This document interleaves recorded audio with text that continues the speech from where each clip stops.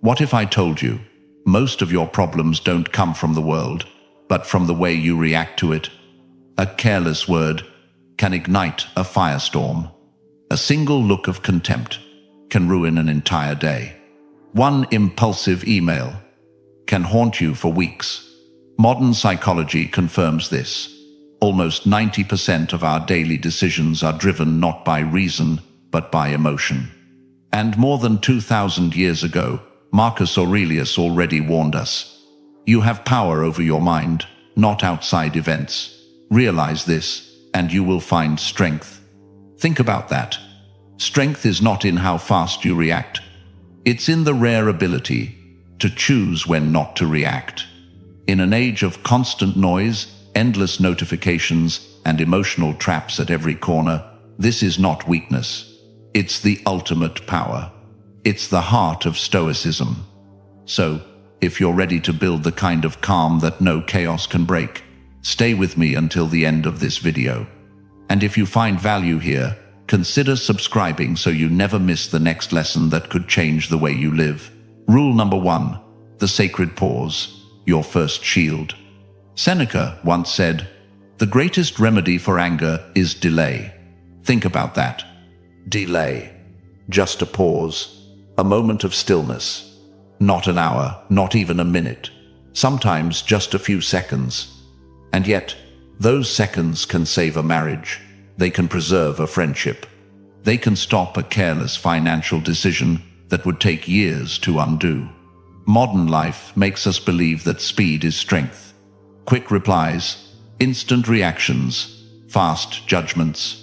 But speed without wisdom is just chaos in motion. The pause is not weakness, it is the hidden shield of the strong. Imagine this. A business leader wakes up to devastating news. Stocks plummet, headlines attack, social media explodes. One leader, untrained, reacts instantly, defensive words, angry statements, decisions made in fear. The result? Trust collapses. The damage multiplies. But another leader takes the pause. He steps back, he breathes, he consults his advisors. And when he finally speaks, his words carry calm, precision, and clarity. The difference isn't intelligence, it's the pause. The pause is what restores confidence. The pause is what saves the day. So how do we practice it? The Stoics gave us something simple. The rule of 3 breaths. When your blood rises, when your chest tightens, when you feel the urge to strike back, stop. Inhale deeply. Hold it. Exhale slowly. Again. And one more time. By the 3rd breath, the fire has cooled and the fog begins to lift. Your nervous system resets and your reason finally has room to speak. Marcus Aurelius reminded himself daily, if you are distressed by anything external, the pain is not due to the thing itself, but to your estimate of it. The pause is the moment you take back that estimate. It's the instant you reclaim authorship of your own mind. So remember, the pause is not silence, it is power. It is not retreat, it is preparation. And every time you choose the pause, you are choosing wisdom over impulse, freedom over slavery, and strength over chaos. Rule number 2, the mirror of truth. What your reactions reveal about you. Every reaction is a reflection. A mirror showing you the state of your inner world. When someone presses your buttons, it's not really the button that matters, it's what lies beneath. The Stoics understood this well. Epictetus taught, when someone provokes you, be sure it is your own opinion which provokes you. It is not the insult itself that hurts. It is the story you tell yourself about that insult. If anger consumes you, it means pride still rules you. If rejection destroys you, it means your sense of worth is too fragile. If delays make you restless, perhaps patience has not yet been cultivated. Think of every reaction as a signal, a flare shot into the night sky, pointing to the wound within. Most people ignore these signals. They blame others. They made me angry. They ruined my day. They pushed me too far. But the Stoic path flips the question inward.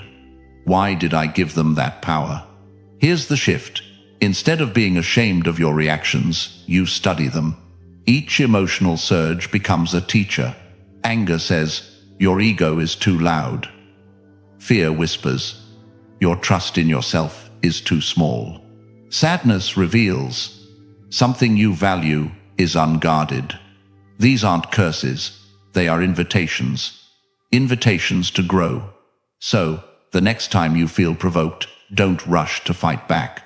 Ask yourself 3 questions. What exactly am I feeling right now?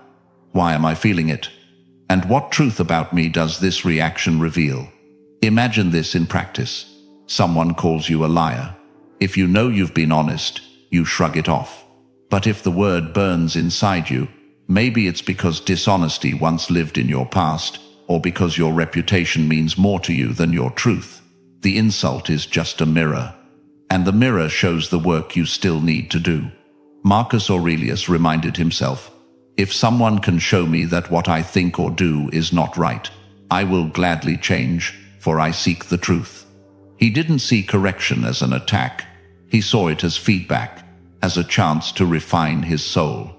Your reactions are your responsibility, and responsibility is freedom. Because once you see your reactions as mirrors, the world is no longer your enemy. Every insult becomes feedback. Every delay becomes training. Every conflict becomes a classroom. The mirror of truth may not always flatter you, but it will always free you. Rule number 3. The fortress of inner peace. Building unshakable strength. Most people search for peace in fragile places. They build it on money, on recognition, on comfort, on control. But what happens when the money dries up? When the praise stops? When comfort is taken away? Their peace crumbles. The Stoics taught us a better way. Peace must not be borrowed from the outside. It must be built like a fortress within yourself, walls of stone that no storm can break. Marcus Aurelius wrote, people seek retreats in the country, by the sea, in the mountains. But you can find retreat at any moment within yourself. That retreat is the fortress. Not an escape from life, but a stronghold inside the mind, where calm cannot be stolen. Think of it this way. A storm pounds against the walls of a great castle. The wind howls, the waves crash. But inside, the fire still burns. The people are safe, the walls hold. Your mind can be that castle. But only if you choose to build it on what cannot be taken, your values, your clarity, your self-control. So how do we build it? First, discipline of thought. Guard your attention. What you dwell on shapes who you become. Stop feeding your mind with outrage and gossip. Feed it with wisdom, reflection, and action. Second, mastery of desire. The less you need, the less anyone can take from you. True wealth is not in having much, but in needing little. Third, courage in adversity. Peace does not mean the absence of fear. It means the presence of strength. Choosing courage over panic is how you reinforce the walls of your fortress. Imagine someone insults you. If your peace depends on their respect, the wall crumbles. But if your peace rests on your dignity and your self-control, their words bounce off like arrows against stone. Imagine losing wealth or status. If your calm depends on them, you will collapse. But if your calm rests on principles, no loss can touch it. Epictetus said it clearly. No man is free who is not master of himself. Mastery of yourself is the strongest defense. It is freedom. It is peace that no tyrant, no critic, no storm can take away. So build your fortress each day. Train your mind like a soldier before battle.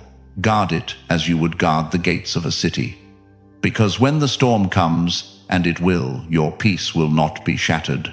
You will stand unbroken because your fortress is within.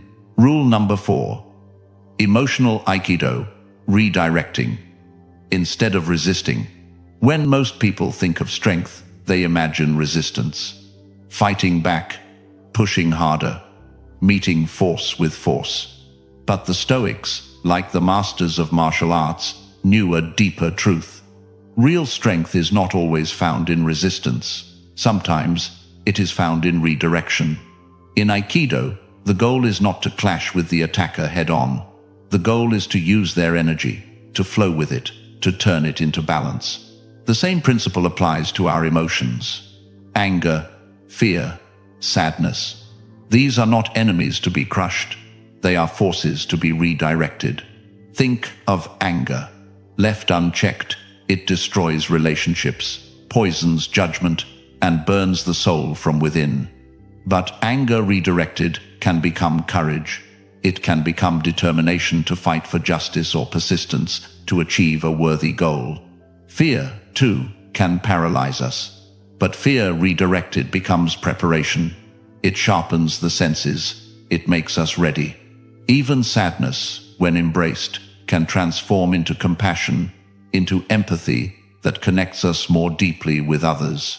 Seneca reminded us, "We are more often frightened than hurt, and we suffer more in imagination than in reality." This means the raw energy of emotion is not destructive by itself. It becomes destructive only when left without guidance. So how do you practice emotional Aikido?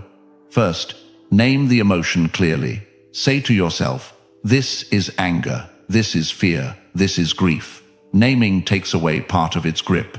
Second, feel the energy beneath it. Anger feels like fire.